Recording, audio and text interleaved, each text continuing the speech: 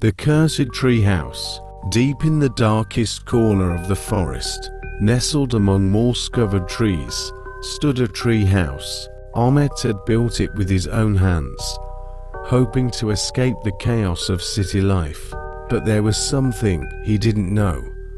Beneath the soil lay an ancient evil, breathing in its slumber, waiting for fresh souls.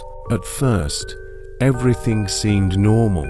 Ahmet, his wife Elif, and their 2 children enjoyed peaceful days, surrounded by nature.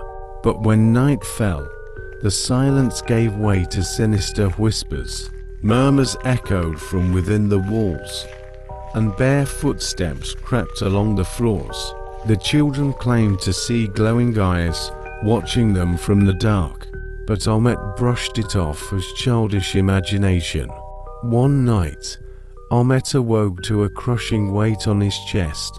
When he opened his eyes, he saw a long, thin hand hanging from the ceiling, slowly reaching toward him.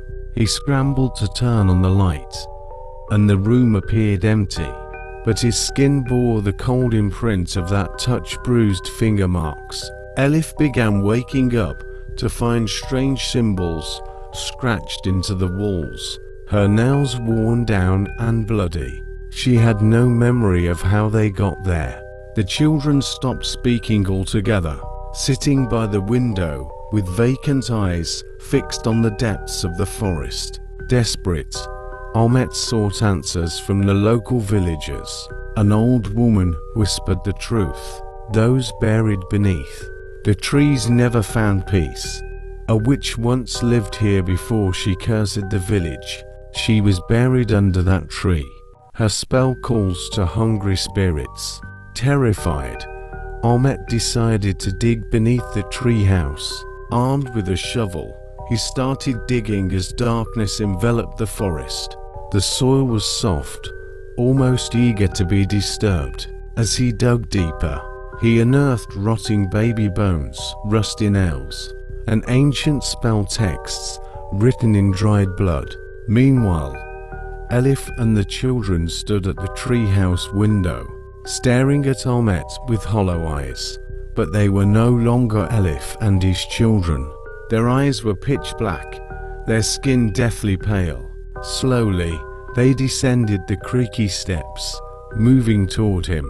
Ahmet, still in the pit he had dug, felt the earth beneath him shift. The ground seemed alive, its muddy hands wrapping around his legs. When he looked up, his family's faces were decayed, their mouths spilling insects.